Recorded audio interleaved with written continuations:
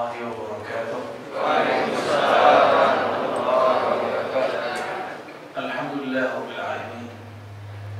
Nahmaduhu wa nasta'inuhu wa nastaghfiruh. Wa na'udzu billahi min shururi anfusina wa min sayyiati a'malina. May yahdihillahu fala mudilla lahu wa man yudlil fala hadiya lahu. Amma ba'd. Allahumma inna nas'aluka salamata as-sadri wa na'udzu bika min su'i as-sadri.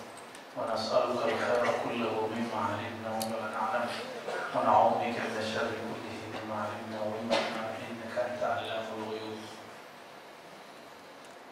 Baik, Bapak Ibu Saudara ikhwan akhwat fillah, alhamdulillah udah lebih setahun. 2019 awal Pak akhir? Juli, pertengahan ya. Lumayan juga ya. Dan ini memang awal saya keluar selama COVID ini pertama. Jadi yang pertama saya injak Sumatera dulu. Semoga Allah meridhai permintaan kita. Saya direquest membicarakan Al-Imam Al-Mahdi. Benar? Emang gitu tulisannya? Salah kali?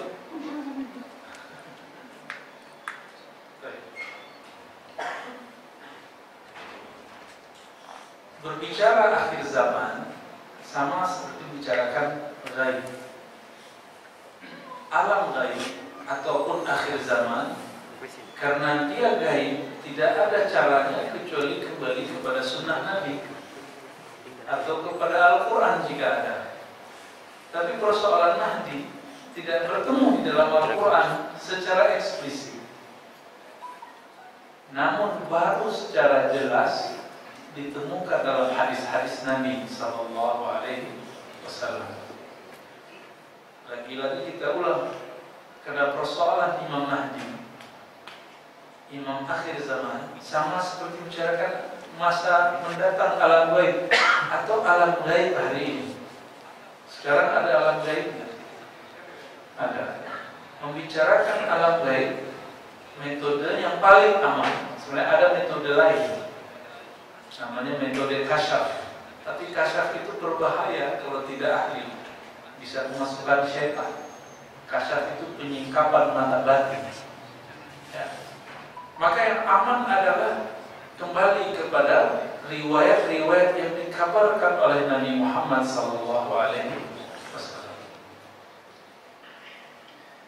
Di tahun 255 Hijriah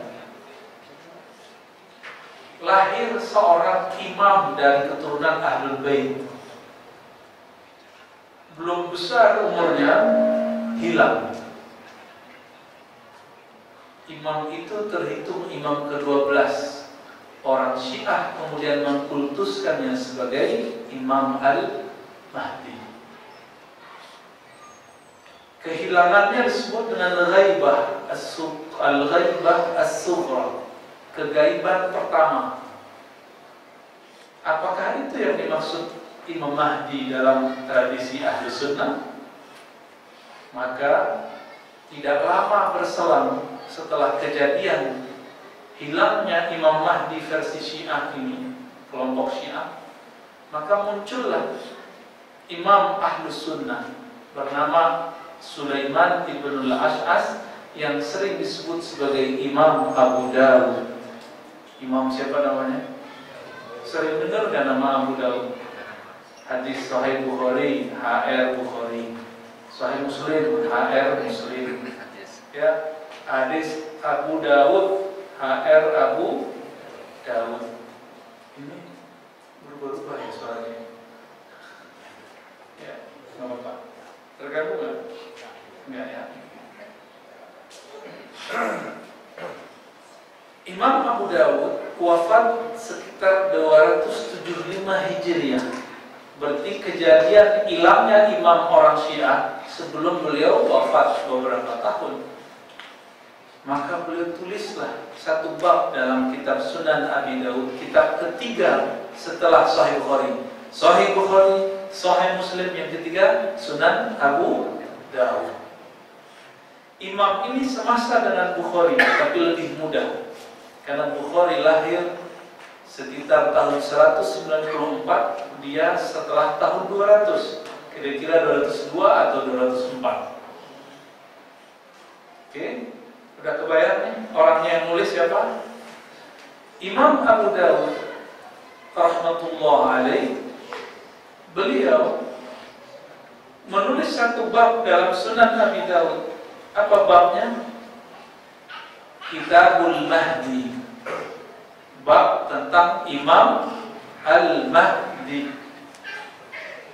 Saya kira itu babnya panjang, ternyata cuma 9 hadis atau 10 hadis, lebih kurang. Berarti beliau mencukupkan beberapa hadis saja. Tapi Imam Abu Dawud mengatakan, aku hafal 500.000 hadis. 500.000 setengah juta bukan? Ya, itu banyak apa dikit? Banyak apa dikit? Banyak apa banyak? Banyak apa banyak? Kata orang Jawa, banyak. Tanya Ustadz sekarang 42 hadisnya susah hafal. Hadis Nawawi, Arba'in Nawawiyah namanya. Kalah mana SD, anak TK, anak SD hafal hadis 42. Ustadz katanya Ustadz ahli hadis, 42 hadis pun tak apa. Banyak hari ini.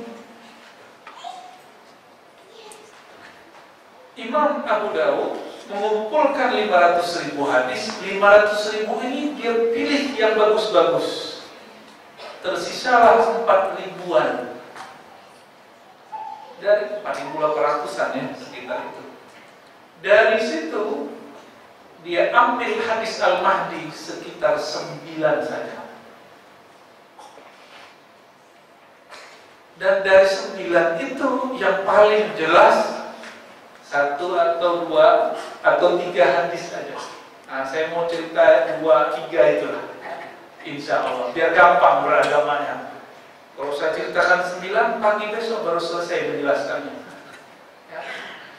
Ini saya jelaskan dalam daurah untuk para teman-teman, para ustaz.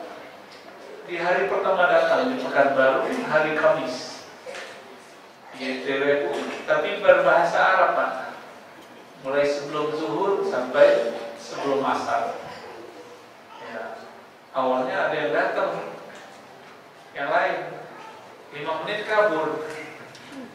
Dikira bahasa Indonesia, Assalamualaikum warahmatullahi wabarakatuh.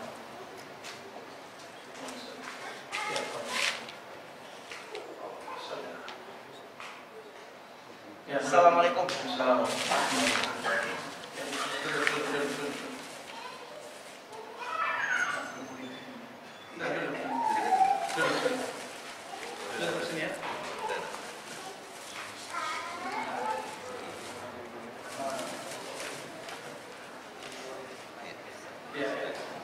Syukran ya, jazakallah khair. Kita lanjut. Allahumma shalli ala sayyidina. Di dalam hadis tersebut, jazakallah khair, Nabi Muhammad SAW mengatakan, Al-Mahdi min itrati. Allahumma shalli ala Muhammad. Al-Mahdi itu dari keturunanku, min waladi Fatimah, dari keturunan Sayyidah Fatimah.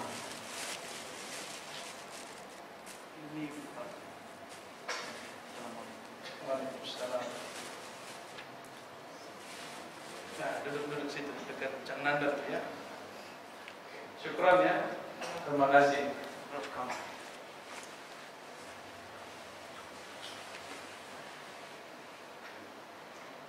Jadi apa kata Nabi? Al-Mahdi minni, atau min itrati min waladi Fatimah. Imam Mahdi itu dari keturunanku. Nabi itu punya keturunan lewat jalur siapa? Sayyidah Fatimah. Maka hati-hati jika ada ajaran yang mencoba meragukan keturunan Rasulullah Sallallahu alaihi wasallam, itu adalah ajaran yang terindikasi terkena fitnatul dajjal, terkena fitnahnya dajjal. Fitnah dalam bahasa Arab artinya kekacauan, kerancuan ajaran dajjal. Dajjal artinya lawan dari Al-Mahdi. Al-Mahdi yang dapat hidayah, dajjal yang tidak dapat hidayah, pembohong. Maka ajaran mana saja hari ini yang membenci keturunan Rasulullah SAW, ajaran tersebut perlu dicurigai. Ya, lu lihat saya aja sini.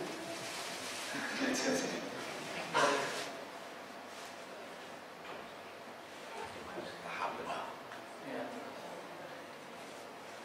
Al-hubbu yu'mi wa yusim.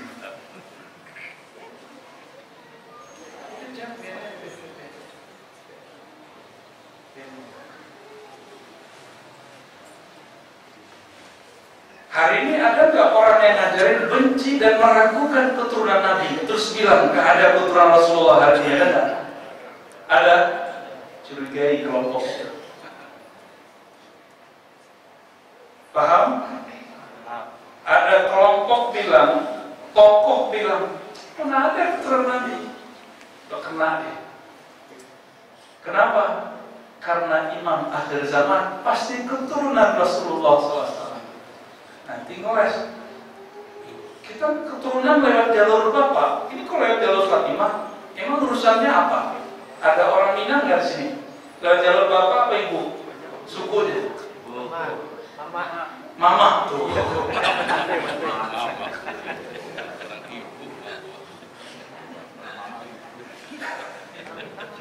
Iya, lewat ibu kan? Matrilineal. Kalau antum matre. Serius amat sih. Ada kok, sah. Itu kan masalah ketentuan hukum aja, hukum yang berlaku.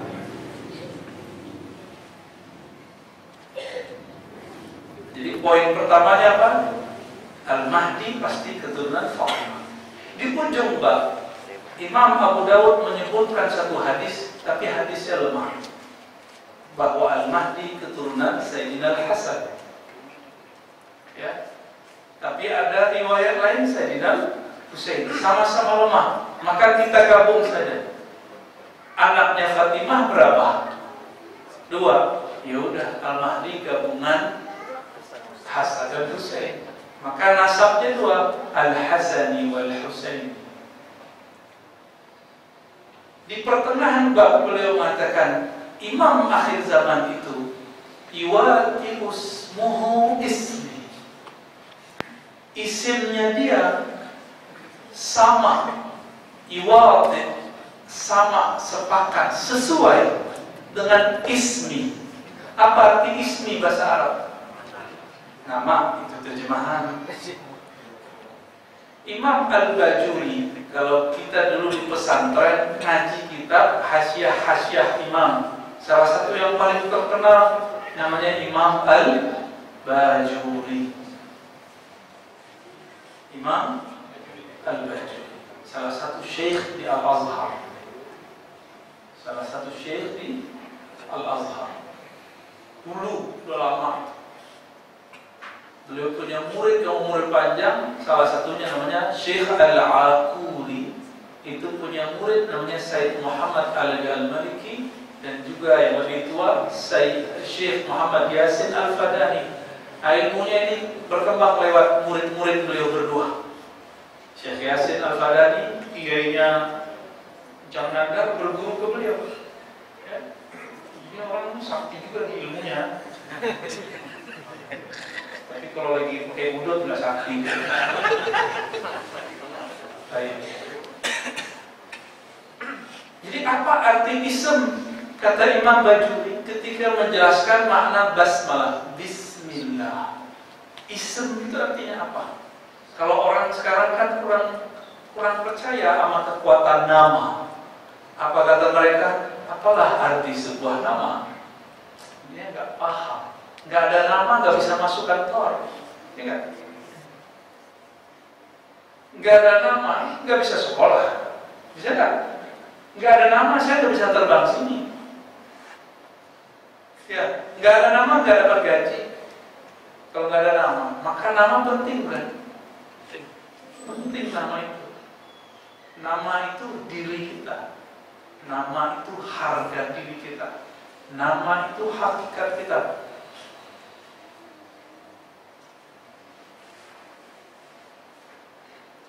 Apa arti nama?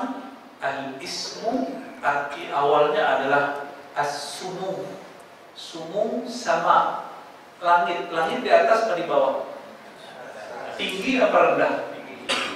Maka sumu artinya ketinggian derajat. Namanya, isimnya menyerupai namaku atau bersesuaian dengan isimku. Berarti kalau diterjemahin yang pertama apa? Ketinggian derajatnya mengikuti ketinggian derajatku. Tetap gak boleh sama, karena Nabi tetap paling tinggi, wali di bawahnya. Tidak ada wali yang lebih tinggi daripada Nabi Sallallahu Alaihi Wasallam.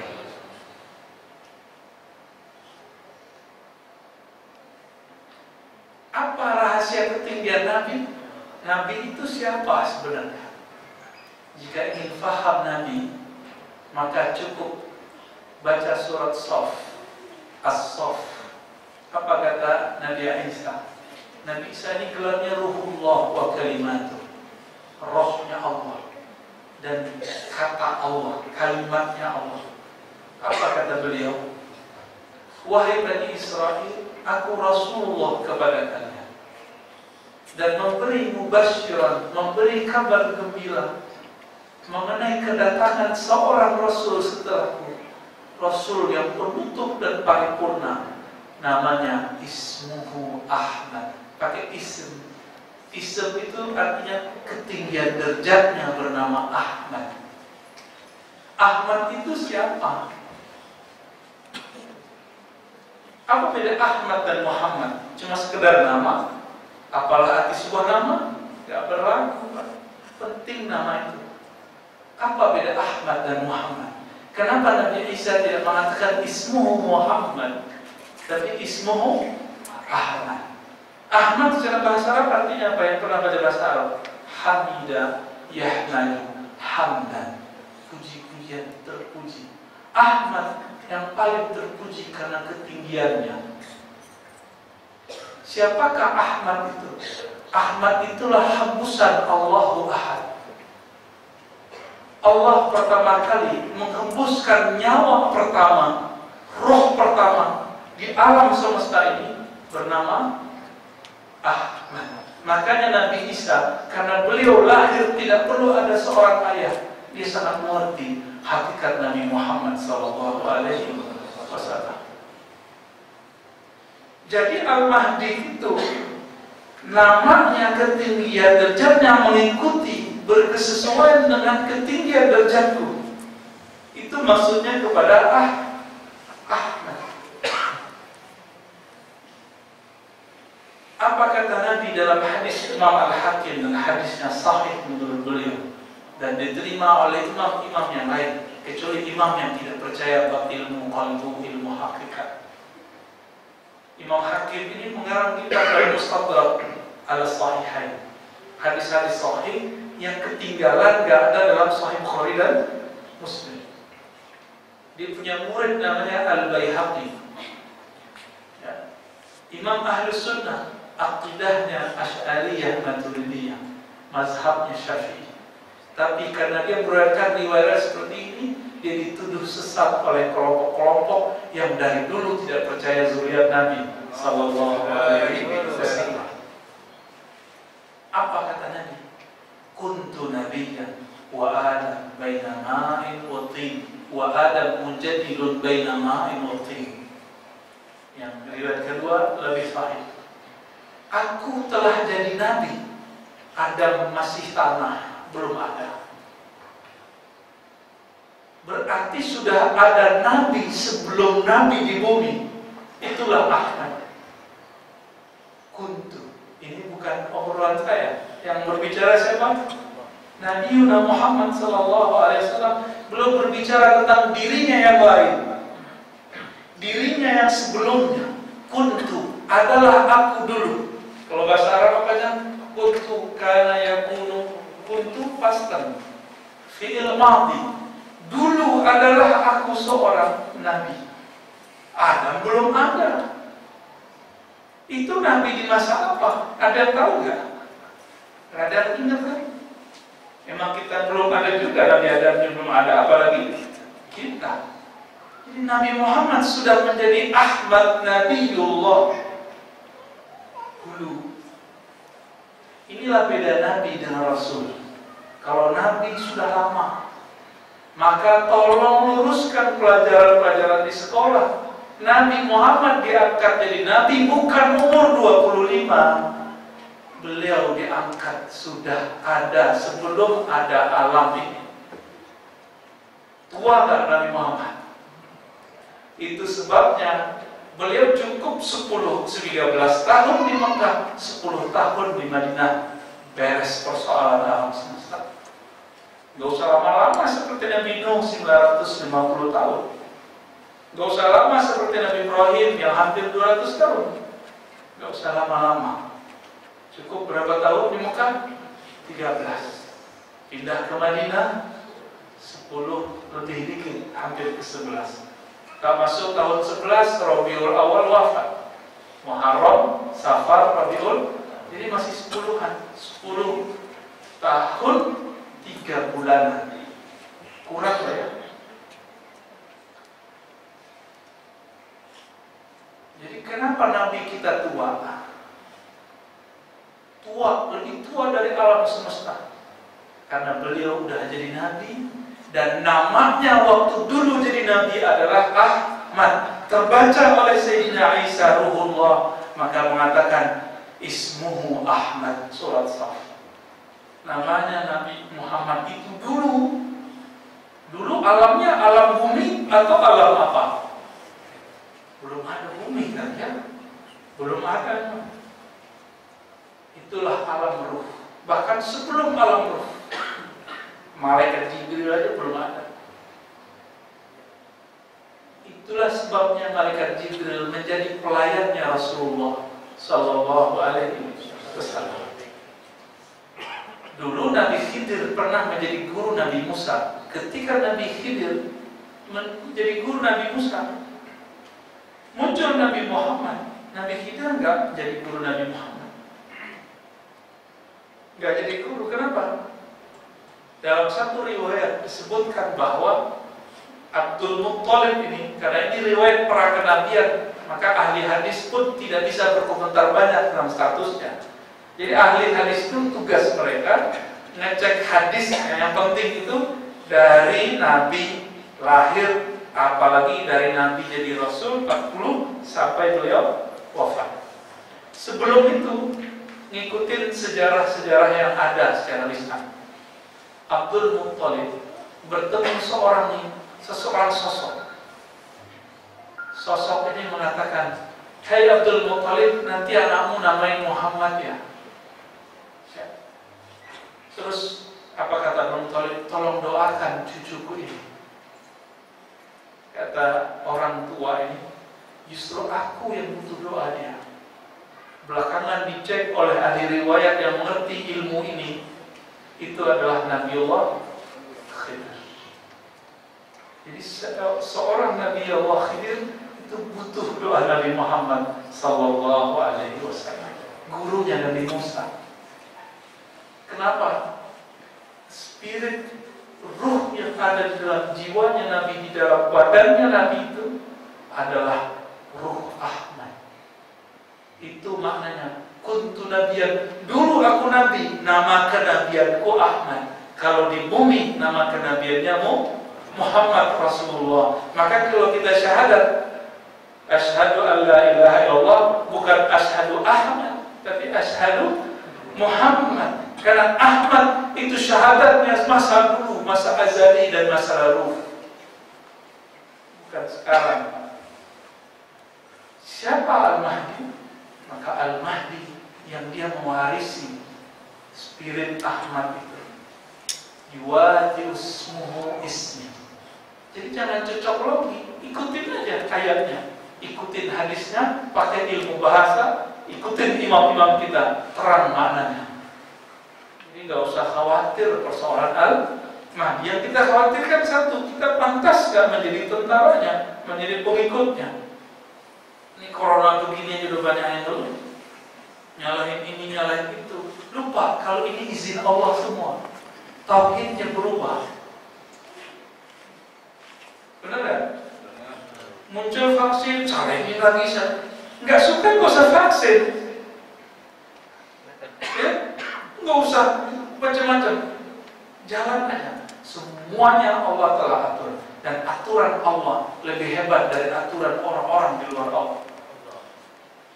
Ada orang buat konspirasi, konspirasi Allah lebih hebat. Allah itu khairul makirin. Makar itu kan bahasa lama. Sekarang kalau boleh disebut makar itu konspirasi. Dulu ketika Abdullah bin Ubay, pemimpin munafik, mencoba ingin menghancurkan masjid dari dalam, maka dia taruh itu orang munafik banyak di kelompok sahabat-sahabat Nabi. Nabi ini kan bukan guru tunggal.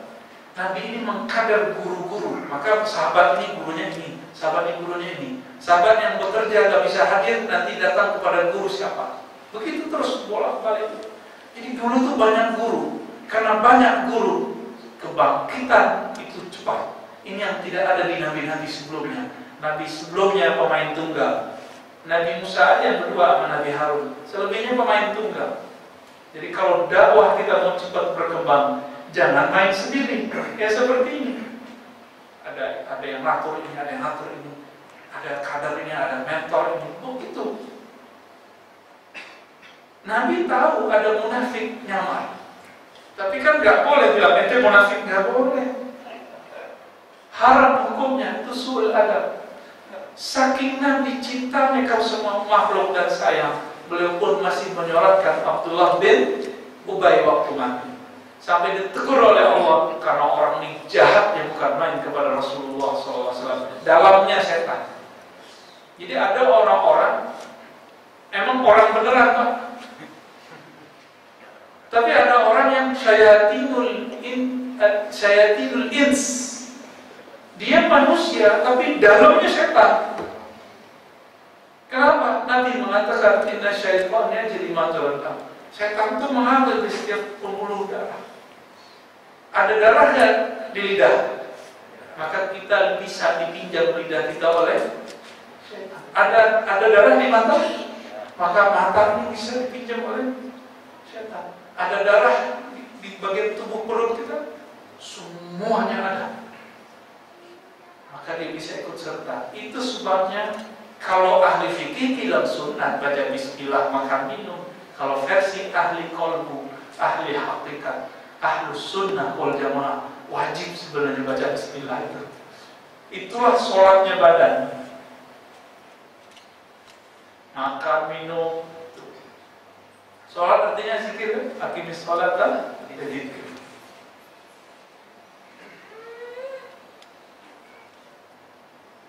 Jadi Al-Mahdi ini gimana?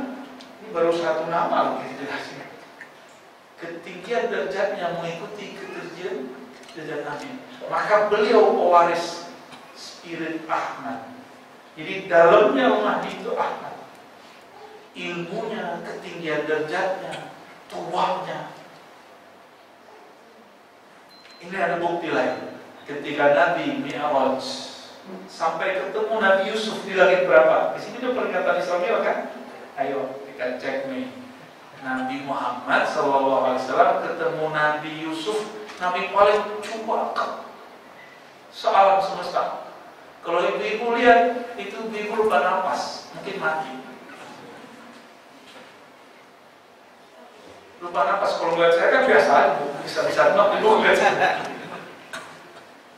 Itu apa kata Rasulullah? Gagahnya Yusuf baru separuh gagahnya aku. Cakapnya Yusuf separuh cakapnya aku. Jamaluhu nisfu jamali. Kira-kira gimana? Tapi Allah tidak zahirkan. Kalau dizahirkan bahaya penduduk Mekah, perempuannya. Wajar Sayyidah Khadijah jatuh cinta kepada Rasulullah. Padahal Khadijah ini udah gak mau nikah kayaknya. Udah trauma dia nikah. Biasa perempuan kalau ada masalah, aku gak mau nikah lagi ya. Ketemu yang pas.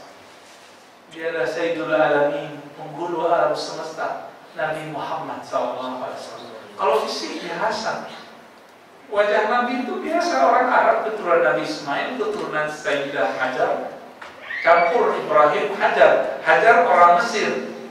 Tahu sendiri orang Mesir kulitnya gimana? Ya, campur-campur. Nabi Ibrahim orang Babilonia, agak merah-merah gitu kulitnya. Tapi Sayyidah Khadijah bisa melihat keindahan itu. Maka kita curiga dia, jangan-jangan Sayyidah Khadijah itu mewarisi kolbunya Siti Hawa atau Sayyidah Bilqis. Siapa tahu? Kan kita nggak tahu. Semua orang kan mewarisi orang-orang sebelumnya, spiritnya, ilmunya, akhlaknya. Bapak ini kan nggak ada. Dulu mbahnya suka ngaji, turun ke sini. Ada yang suka mabuk, turun juga Pak. Ada yang nyampur, dia tukang mabuk, suka ngaji. Nah ini unik tuh. Di zaman Rasulullah ada namanya Nu'ayman. Ada yang begitu. Jangan coba-coba singgung Rasulullah, bisa digorok kita sama dia. Jadi dia cinta kepada Allah dan Rasul, cuma dia punya kecanduan yang dia susah untuk mengatur dirinya. Waktu itu belum ada namanya terapi orang kecanduan narkoba, zaman Sayyidina Umar. Baik, 7:30. Kita jam berapa ini ya? Jawabannya. Jadi Nabi Muhammad itu Sallallahu Alaihi Wasallam menyebutkan imam akhir zaman itu keturunannya. Berarti maksud beliau apa? Itu Al-Mahdi itu mewarisi aku gitu maksudnya. Chip di dalam dirinya, spirit yang ada dalam dirinya, itu semangat yang ada di dalam diriku. Nabi Muhammad Sallallahu Alaihi Wasallam ketika dibawa oleh Abu Thalib untuk berdagang, ditegur oleh Bukhairah. Apa kata Bukhairah? Kalau Yahudi tahu ente bawa seorang nabi, jadi Bukhairah tahu kalau ini seorang nabi. Ente bisa tanggung jawab nggak dunia akhirat kalau dibunuh? Gemetar Abu Thalib.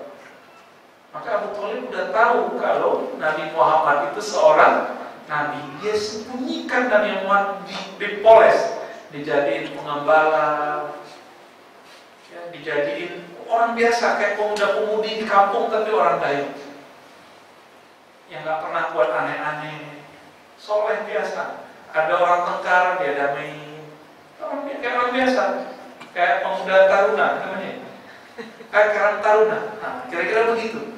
Nabi memerankan itu, ngelakon namanya. Sampai kemudian datang perintah. Maka bertanya Abu Zar ketika Nabi sudah sukses. Ini penutup sebelum Isya. Apa kata Abu Zar? Wahai Rasul, wahai kekasihku, kapan engkau tahu engkau seorang Nabi? Kapan engkau tahu engkau seorang Nabi? Apa jawaban Nabi Muhammad? Ketika aku main waktu kecil, tiba-tiba ada dua malaikat datang kepadaku dan membedah dadaku. Karena yang membedah malaikat, maka yang dia bedah bukan hanya fisik, jadi tidak berdarah. Di saat itu saudara susunya, anak dari Halimah Sa'diyah berteriak karena anak kecil ngadu ke siapa? Nyari maknya. Mama, akhirnya gitu. Halimah Sa'diyah dipanggil, bapaknya dipanggil. Muhammad dibunuh orang. Datanglah Halimah, datanglah ayahnya, ayah susunya. Dilihat Nabi Muhammad udah guling-guling lagi, udah main pasir lagi. Bingung, dikira anaknya ini main-main. Enggak, ditanya Muhammad apa yang terjadi? Gak ada apa-apa. Katanya tadi ada orang, iya, tapi gak bunuh aku. dilihat oleh Halimah ada bekas seperti di bedah, tapi bedahnya canggih. Yang bedah siapa? Malaikat. Malaikat nur bukan, mokap cepat sekali dan gak ada sakitnya. Sallallahu alaihi wasallam. Ternyata Nabi Muhammad itu nur juga, dan nurnya lebih terang daripada nurnya malaikat.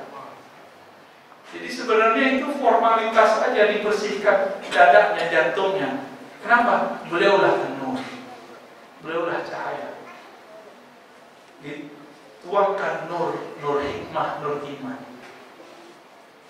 Jadi beliau sudah tahu dirinya Nabi waktu dia masih kecil.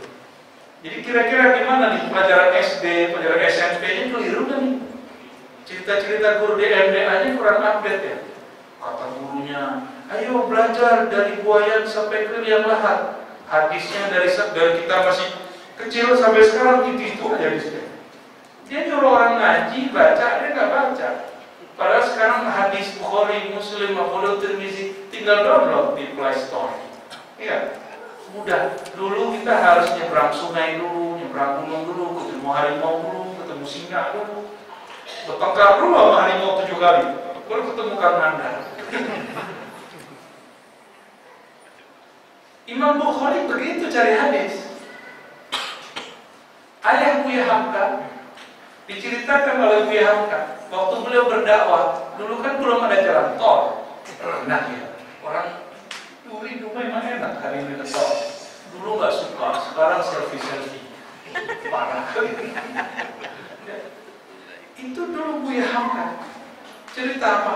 Ayahku pernah dulu dihadang oleh Qoti Utori, kayak apa Qoti Utori gitu ya, pembegal tengah jalan. Dikira bawa banyak duit kali. Habis pulang dakwah, mirip-mirip kayak cerita ulama kita terdahulu. Udah mau dibunuh segala macam, diajak ngobrol, dia terus ini dulu. Kita minum dulu, makan dulu. Ntar sebelum dia ngobrol, saya sholat dulu yang dikit, baca Yasin. Dilihat ke belakang nangis-nangis. Jadi muridnya. Begal jadi murid ayah Buya Hamka. Kita tak begitu ya. Kalau saya masih ada nemenin nih ya teman-teman. Barakallahu fikum ya. Semoga dia berkah. Dulu ayah Buya Hamka dakwah nggak ada yang ngawal. Yang ngawal Allah. Dulu begitu ya. Zaman-zaman dulu awal-awal membangun dakwah, sampai murid-muridnya banyak, nggak biarin gurunya sendiri, takut kehilangan. Jadi Nabi Muhammad sudah tahu dirinya Ahmad saat beliau masih gitu, ya. Masya kan? Kita cukupkan dulu. Jika ada kesempatan kita lanjutkan pada Insya Allah. Wassalamualaikum warahmatullahi wabarakatuh.